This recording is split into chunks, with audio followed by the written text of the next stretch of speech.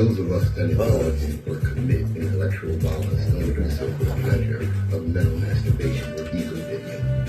We do so because the chains of oppression in our people's minds are deep and difficult to remove. All right. No mask today.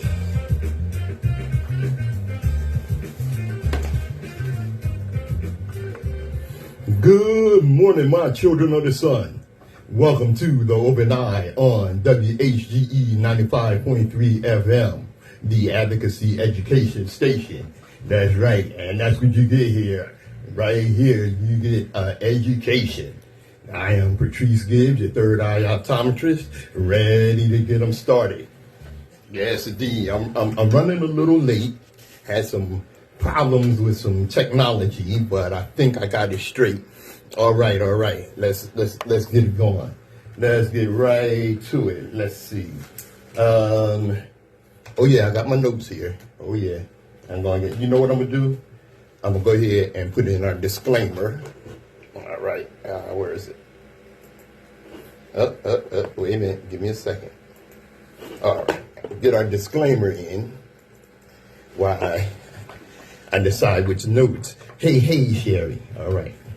Those of the hosts, guests, and contributors, and do not reflect the policy or position of WHGE 95.3 FM, nor our sponsor, the Delaware Center for Homeless Vets.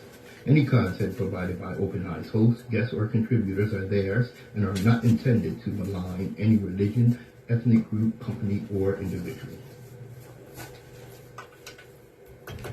WHGE 95.3 FM.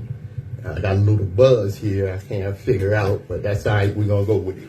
All right. The first thing I want to start off with is my man. I'm sure some people have some criticisms for Mr. Brown, okay? But his significance cannot be discounted, all right? There's something you have to understand. James Brown was not put together in a studio by a promoter like most of these handmade groups that are out there today. James Brown was born out of a need to survive. He didn't start dancing because he liked to dance. He did it to get nickels and dimes from soldiers. I mean, that's what this kid did. He came from nothing. Okay?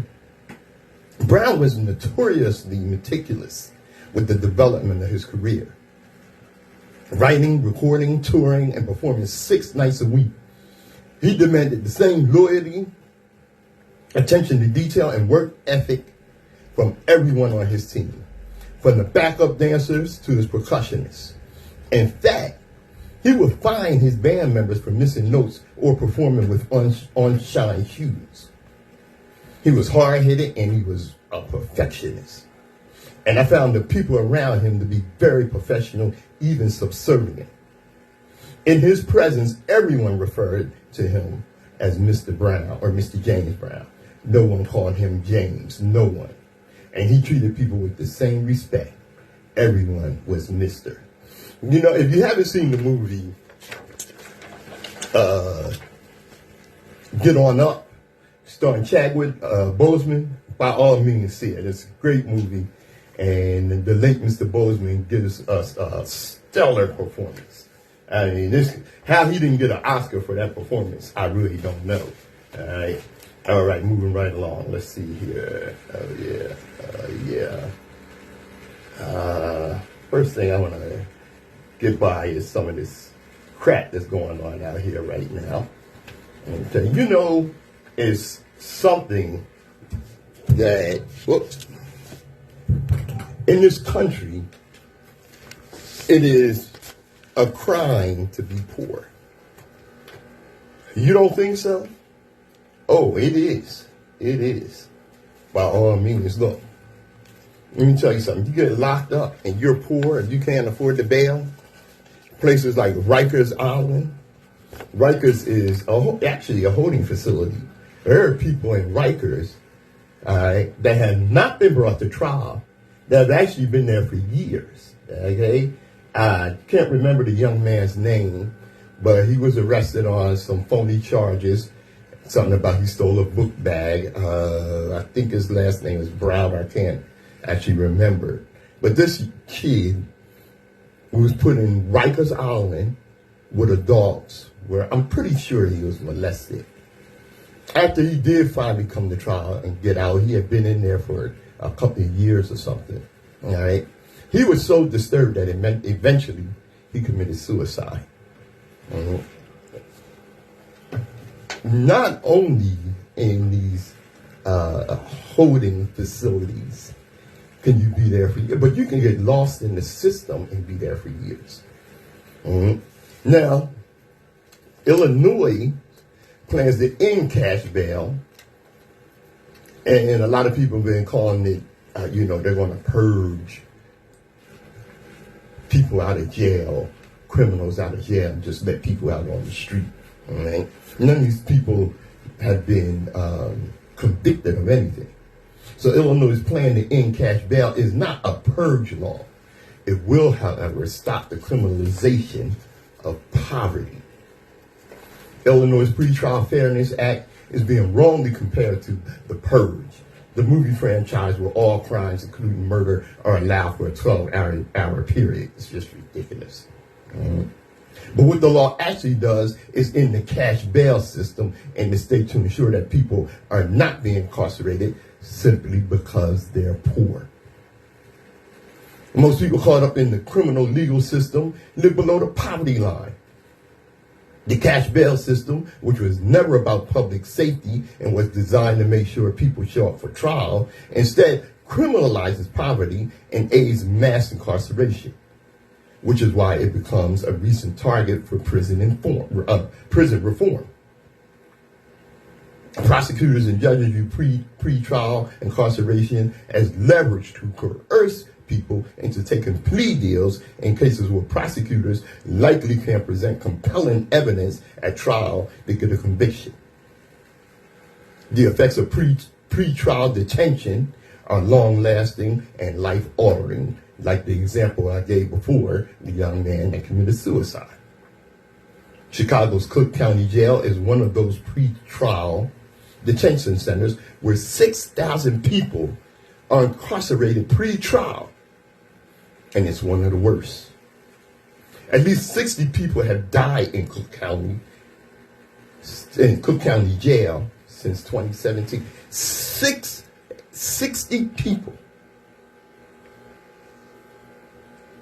I am a public defender who represents people at Rikers Island, the infamous pretrial detention center in New York, which I had previously mentioned, where 16 people died last year and 14 have already died this year. And I was even floored to learn that the crisis happening at Cook County Jail may be worse. All right? And that's a quote from Aloyemi Alurin. The Pretrial Fairness Act is a modest reform. So modest, in fact, former Republican Governor Chris Christie supported and signed a similar bill in New Jersey in 2014. And that's Republican Chris Christie. The law does not mean that people are exempt from going to jail pre-trial, as critics claim. People can and will still be detained. Under the new law, instead of existing cash bail system where anyone with money can be released regardless of whether they pose a danger to public safety, while poor people languish behind bars for nonviolent offenses. The new system would actually acknowledge both the presumption of innocence and public safety, two factors that cash bail never even considers. Under the new law, people charged with a crime can be detained if a prosecutor presents evidence to a judge that a person is, 1, a threat to public safety, 2, a flight risk from prosecution, and 3, violating any terms of their release, 4, were simply accused of most felony crimes, despite the numerous infographics floating around erroneously claiming that judges and prosecutors will be unable to detain people accused of murder and other violent crimes. What the law does is establish a higher standard for detainment. We are endlessly confronted with the human rights abuses raging through America's prison industrial complex. Okay? America's prison industrial complex is worse than most third world countries. When you go places like Mississippi, Alabama, especially down south, okay, being in prison there is a horror. All right, you're farmed out, you're put in overcrowded prison cells, okay? Especially if you're young and inexperienced in this situation, expect to be someone's concubine and raped while the guards turn their back, or even participate in the exploitation of weaker prisoners. Okay? Yet when we assert that these abuses persist because the criminal system is working as designed and maintain racial and social inequality, we are told to preserve our faith in the system and to instead accept modest reform instead of wholesale change. But when reform comes, we see massive fear-mongering campaigns designed to erode public support for common sense policies.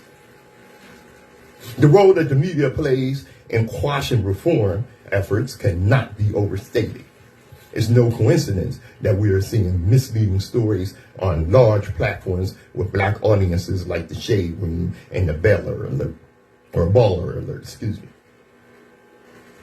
This is a concerted effort by right-wing Republicans and neoliberals who want to lend legitimacy to their racist initiatives by getting black people to internalize propaganda, so we oppose policies designed to protect and keep us out of jail.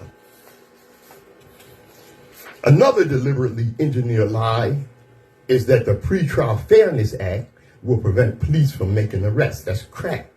Police in Illinois can arrest anyone at any time, and that won't change with the Pretrial Fairness Act. The new law encourages police to write tickets for lower level offenses instead of unnecessarily arresting and detaining people. Okay?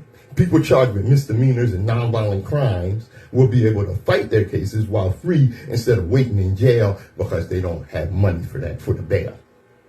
Further, while Chicago police are engaging in propaganda by insisting this law is preventing them from making arrests, it's important to remember the law will not go into effect until January 1st. This is an organized campaign to prevent necessary reform. We're supposed to live in a civil society based on the presumption of innocence. People who are legally innocent should not die in custody awaiting their trial. But it's happening every day. The Pretrial Fairness Act will change that. Despite the disingenuous stories you are seeing aimed at undermining support for reform, there is no purge law. There's only a change that affords people more rights and ensures their freedom and is not tied to how much money they have. It is a change that will prevent, not create, harm. WHGE 95.3 FM, the Open Eye. All right. I'm going to take a little, take a little musical break here while I decide what we're going to deal with next. Let's see. Yes, wait a minute. There you go. All right. Be right back. WHGE 95.3 FM, the Open Eye.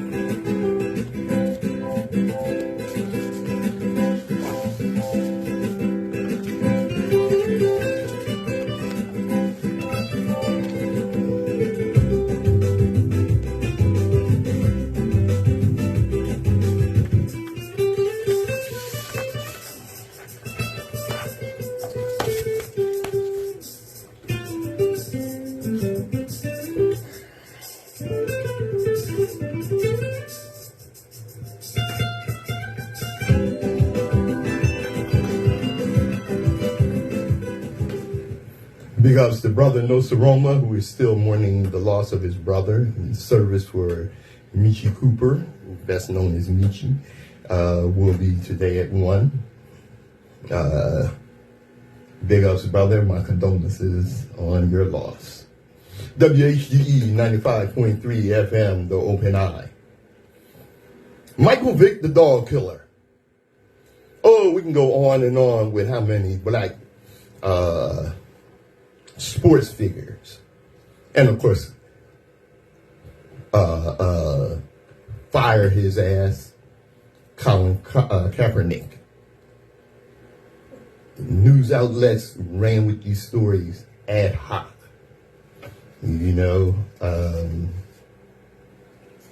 the fact that James Winston stealing $32.72 worth of crab legs while he was in college got hundreds of more media coverage than Brett Favre embezzling $5 million from a welfare fund should tell you all you need to know. Yep. Yes, indeed. Oh, where you at, ESPN? You ain't got much to say on that, huh? Sorry, bastards. Mississippi's welfare scandal spreads well beyond Brett Favre, too. Millions earmarked for the needy in the nation's poorest state instead went to projects that benefited the well-to-do, the state alleges, including a volleyball stadium and Mr. Favre's alma mater, where his daughter now attends. The former NFL quarterback Brett Favre finds himself in the middle of a sprawling scandal in Mississippi that we're not hearing enough about. I've never been enthused with Brett Favre. And as he becomes further enmeshed in a scheme that diverted federal welfare money to build a volleyball stadium that cost more than $5 million at the University of Southern Mississippi, the former football star texted a question to the head of a nonprofit doling out funds meant to go to welfare recipients in the nation's poorest state. If you were to pay me, he wrote in 2017, of a $1.1 million proposal for promotional efforts that would actually be funneled toward building the stadium, is there any way the media could find out where it came from and how much? Several years of text messages about the project came to light when they were filed in court last week and were first published by Mississippi Today, the small nonprofit news site that has consistently led reporting on the story. A small nonprofit news site has consistently led on this story. Consistently led the reporting on this story. Far more than that, payment has been exposed in the billowing scandal that has stretched considerably beyond Mr. Favre, a motley assortment of political appointees, former football stars, one-time professional wrestlers, business figures, and various friends of the state's former Republican governor, all stand accused of pocketing or misusing money earmarked for needy families. Brett Favre is a welfare queen. On Thursday, John Davis, who served as executive director of the Mississippi Department of Human Services under former Governor Phil Bryant, pleaded guilty to both federal and state charges of embezzling federal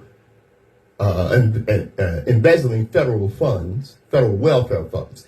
Millions of dollars were transferred to friends and relatives, according to court documents. Phil Bryant.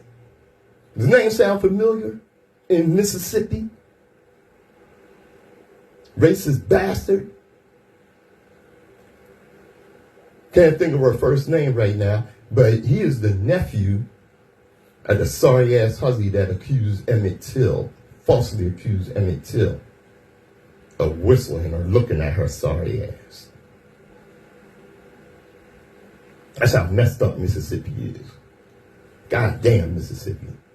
According to a lawsuit filed by the state in May, around $5 million was diverted to Ted DiBiase, a flamboyant retired wrestler once known as the $1 Million Man, and two of his sons, as well as various entities connected to them, including a ministry.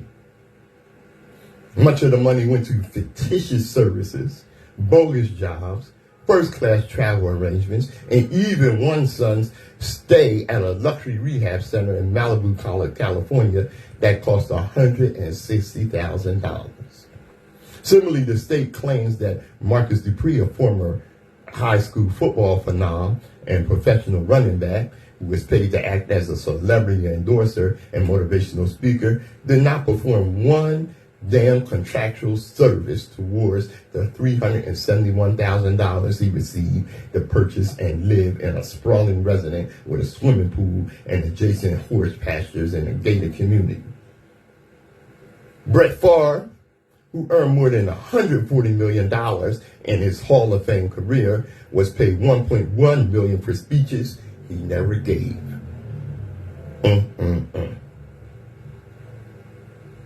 Speeches he never gave. He also orchestrated more than $2 million in government funds. This money was supposed to go to needy, poor people. $2 million in government funds channeled to a biotechnology startup, which Favre had invested in, which of course never took place.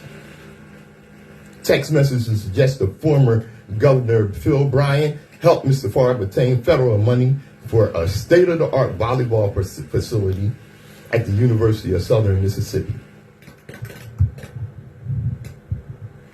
Come on. All right. None of these have been charged with crimes, and all have denied any wrongdoing. And all their asses need to be in jail. But even the most cynical observers in Mississippi have been dumbfounded by the brazenness of the activity in the allegations and how deeply it reflected the inequities baked into the history of a state with the nation's highest poverty rate. The profiteering off the poor is ongoing. Representative Benny Thompson, a Democrat, said, he added, it's like Robin Hood in reverse. You take from the poor and give to the rich. Have y'all not caught on that that is the conservative way? It dates back to Ronald Reagan and probably before. Ronald Reagan was one of the worst reverse Robin Hoods in American political history. These people all need to be in jail. And then they're going to get up and talk about somebody's welfare queen. These are the welfare queens. You know, this is one of the things that conservatives talk about, the corruption in social services, in food stamps and this, that, and the other. All right? And of course, the term welfare queen comes from Ronald Reagan, the Republican demon who should roast in hell and be sodomized with the devil's pitchfork. I'm Patrice Gibbs, WHGE 95.3 FM, The Open Eye.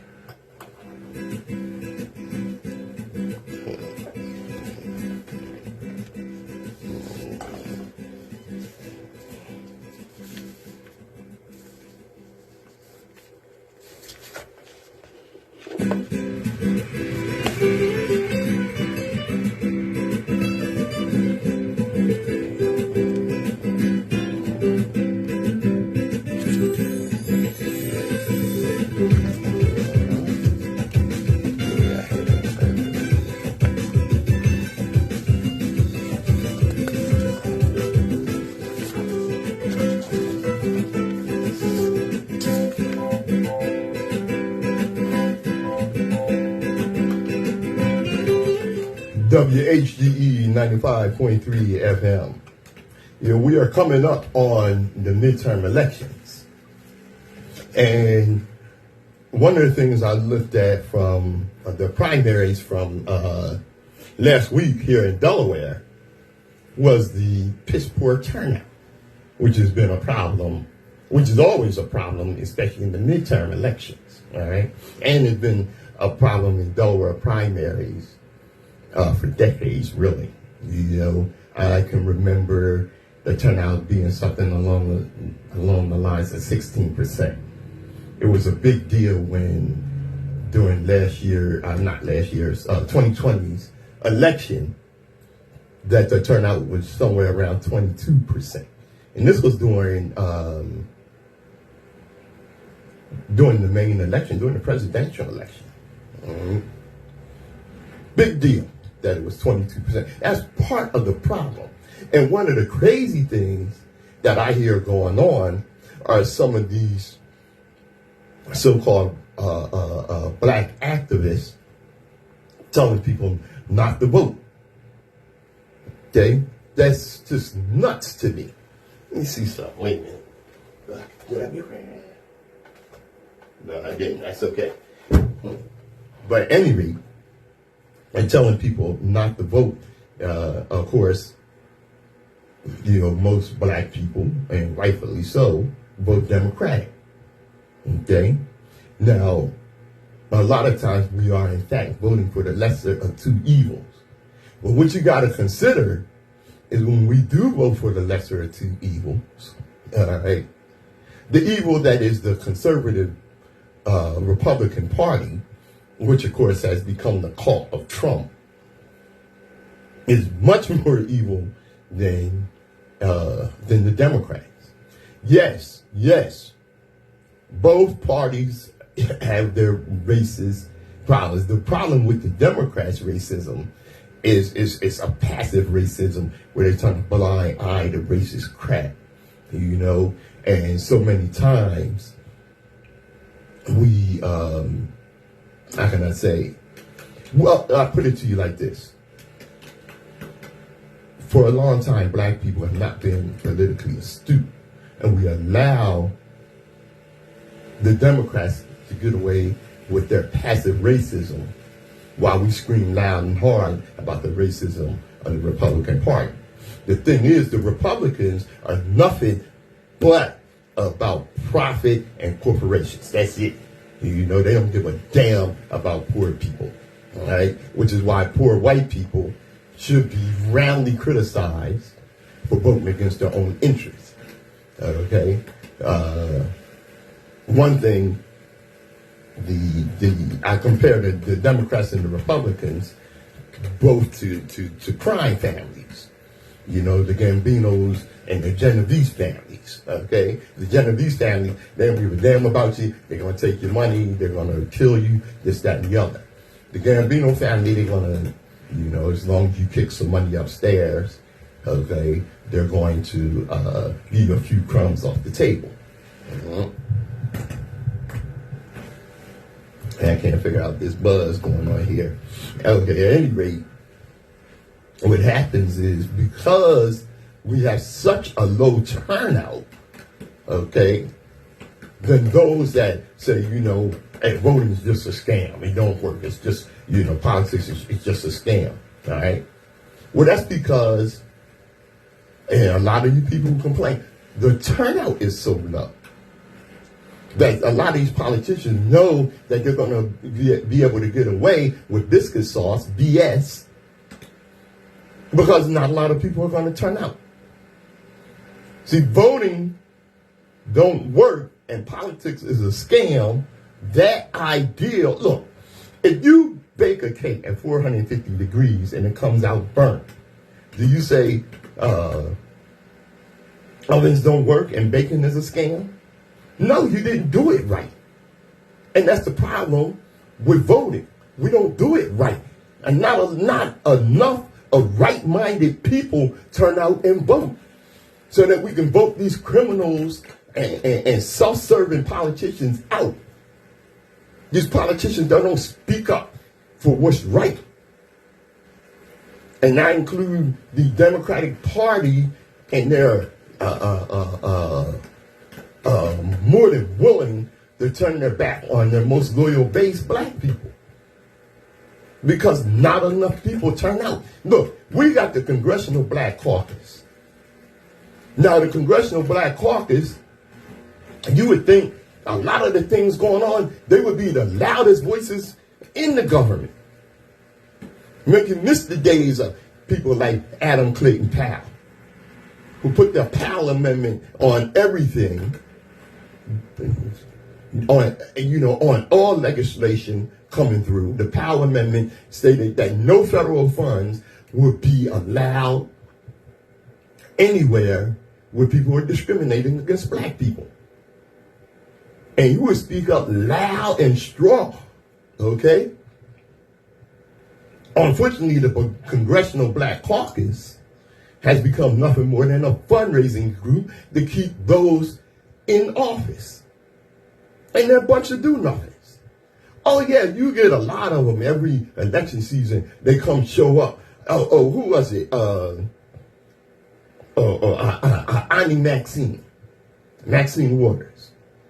Oh, last time she was up for re-election in a primary, she talked about how she was going to get our reparations. Yes, she was. And then she attended a grassroots meeting where poor people in California were complaining about being homeless and about the rise in prices and how they can't even afford survival. And she got up there and told him, you need to take your ass home. Well, sorry ass. Are you kidding me? That's word. Yeah, buddy, good morning. Yeah, it's still morning. Good morning, Brother Vaughn. So this is why we need much stronger numbers when we turn out to vote so that we can get rid of the lazy do-nothing pocket liners that do nothing but line their own damn pockets. Wake up. About 30 years ago, our country moved in a different direction. New leadership attacked wages. They attacked pensions. They attacked health care. They attacked unions. Excuse me. And now we find ourselves in a very different world from the one our parents and grandparents built. We are now in a world in which the rich skim more off of the top in taxes and special deals, and they leave less and less for our schools, roads, bridges, for medical and scientific research. Less to build a future. Now that's a quote from Elizabeth Warren, who is absolutely right on that. And when she made that quote 30 years ago, was the time of Ronald Reagan. More like 40 years ago, 40, almost 50 years ago. But it's the effects of Ronald Reagan still affect our society. We are still suffering from the crap that he put down. The cult of Trump would not be possible without the rise of Republican demon Ronald Reagan. And that's just a fact. Okay? What is a fact? A fact is information minus emotion. Now, I may give you facts passionately, but it's minus emotion. See? An opinion is information plus experience. Ignorance is an opinion lacking information. And stupidity is an opinion that ignores all facts. That's everybody in a goddamn Trump cult. Very dangerous. Very dangerous to where we are right now. All right. Let me see. Give me a second here. Hey, we got a few minutes left. All right. Yeah, give me that. WHGE 95.3 FM. The Open Eye. I'm Patrice Gibbs.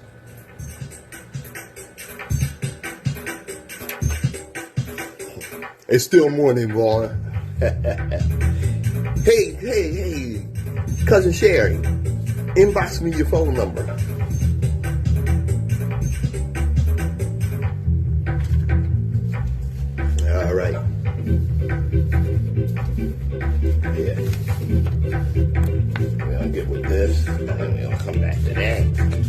We can get with this, or we can get with that. Okay.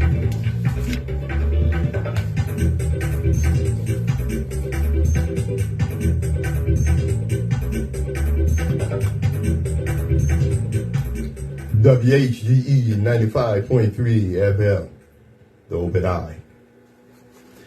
You know, religions are the only institutions wherein those who critically think, question nonsense, and research facts are condemned by those who don't. It makes me think of a post I put up just a couple of days ago, might have been yesterday, day before yesterday, where I quoted or paraphrased Arius the Libyan, who attended the Council of Nicaea, and Arius said, y'all do know we're not actually supposed to bleed this mess, right? And if you look up Arius, Google Arius the Libyan, it'll come up Arius the heretic. Because those that control the propaganda will definitely vilify anyone that goes against the falsehoods that they put out. And I tell you, it's something else, man, that our own people feed into.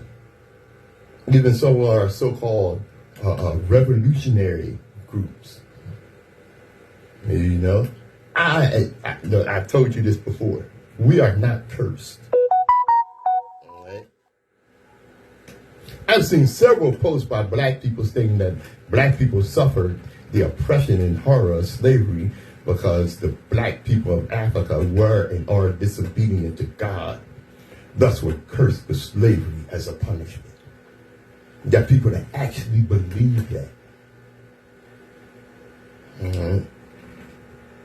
I'm not sure if this view should be defined as mental slavery, mental illness, or just idiocy. According to this stance, God is punishing black people for their shortcomings while allowing our oppressors' evil and deviltry to go unchecked and unpunished. So God is mean, vindictive, racist, and obviously does not like black people. Religious black people who take this stance claim our ancestors chose disobedience by not believing in the religions introduced to black people by foreigners, thus chose slavery. Our ancestors are at fault for the evil that has befallen us. Furthermore, black people are still suffering because of continuing disobedience and are slaves to the idols of sex and materialism. That black people have still not accepted the laws of God and suffer by choice. Mental slavery, mental illness, or just idiocy. This is so utterly ridiculous that it's difficult to address. First of all, it is hypocrisy of the lowest order. And when every one of these so-called religious people, some have the audacity to call themselves spiritual, pursue the trappings of wealth and the decadent creature comforts that modern society offers. Second is the height of ignorance to blame the oppressed for their own oppression, while excusing the evil and deviltry of the oppressor. Third is outright blasphemy, to claim that God has cursed a whole race of people with such evil. If there is a God, this God did not mean this evil to befall anyone. This deviltry is the work of men. The energy of the universe created man. Man created gods and religions to oppress and enslave. And the black people that believe such foolishness curse themselves out of their own mouths. Keep your ignorance and curses to your goddamn selves. Leave my people alone.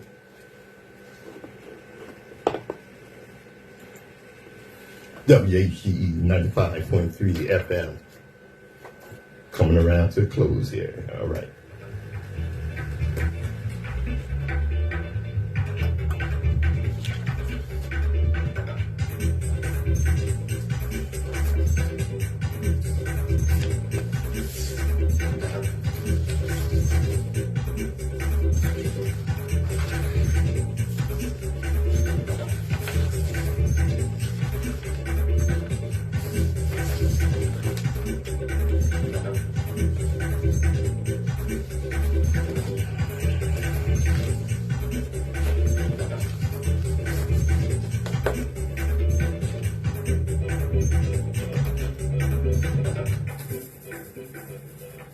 roving eye. With your third eye, optometrist Patrice Gibbs. Whew. Okay. Someone said, imagine your history being so horrible, you want to ban people from learning it. Let that marinate for a couple of seconds. Okay? And I tell you what, the problem with this is a lot of the history that went on with the oppression of black people, with the murder of black people, was in our lifetime. There are still people alive that participated in opposing the civil rights movement. There are still people alive that threw bricks at little girls trying to go to school. There are still people alive whose parents and grandparents participated in some of the most horrific crimes against humanity against black people imaginable. Jacques-René Chirac, former president of France, said, we bled Africa for 4.5 centuries. We looted their raw materials. Then we told lies that the Africans are good for nothing. In the name of religion, we destroyed their culture. And after being made rich at their expense, we now steal their brains through miseducation and propaganda to prevent them from enacting black retribution against us. He fears, or he feared, and he knows that his fellow Europeans, European Americans and Europeans in their fatherland, still fear global African supremacy. Let me tell you something. This is why you don't mourn imperialists and colonialists. Roughly every 6 days in the world, a country celebrates its independence from Britain. It is the most widely celebrated holiday in the world.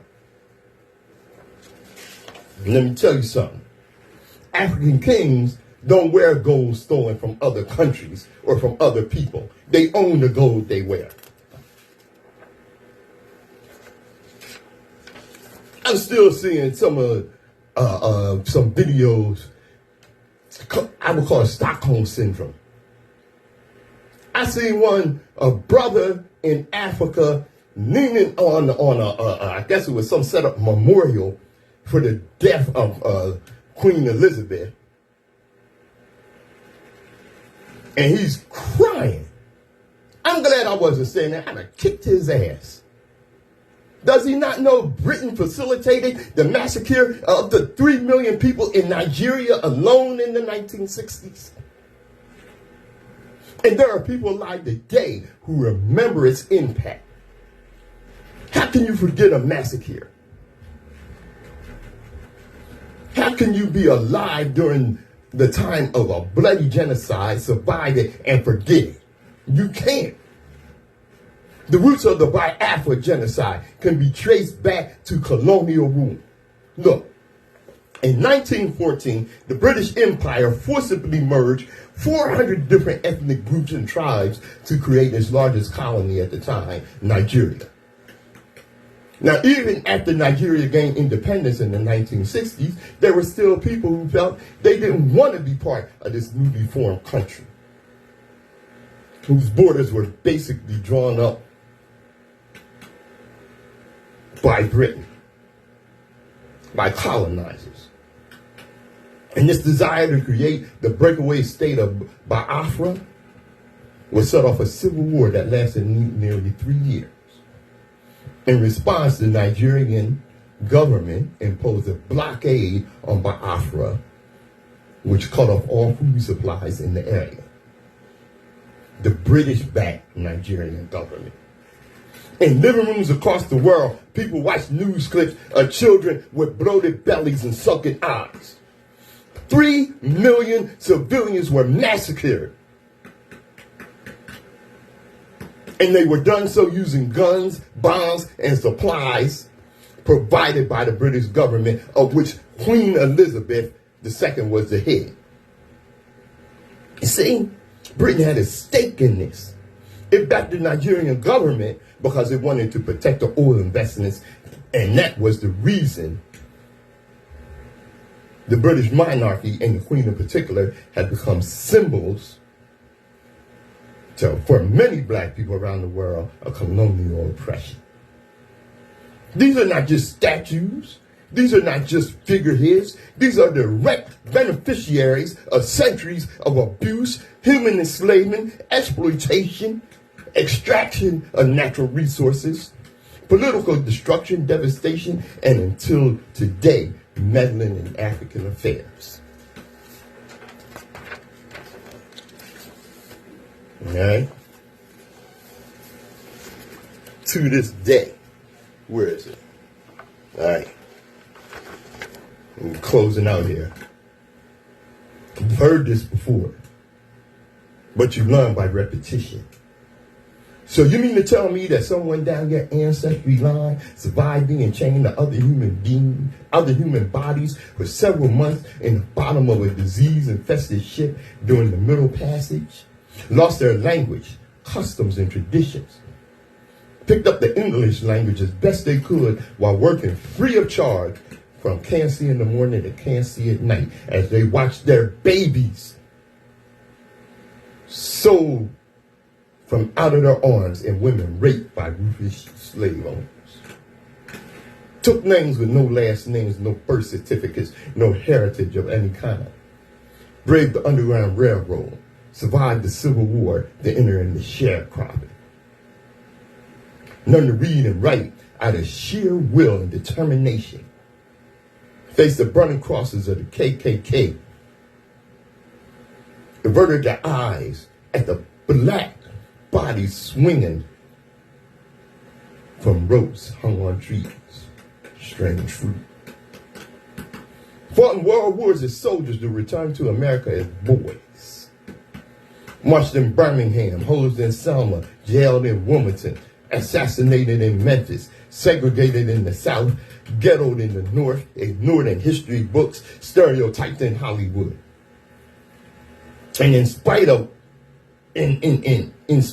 it all, someone in your family line endured every era to make sure you would get here, and you received one rejection, face one obstacle, lose one friend, get overlooked, and you want to quit?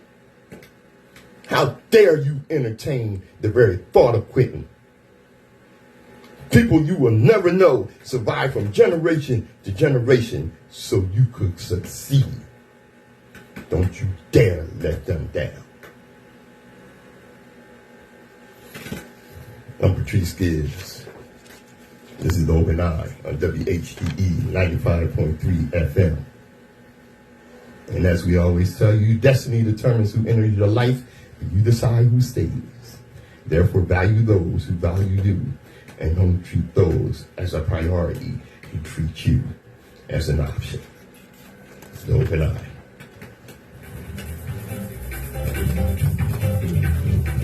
All right. Thanks for joining me.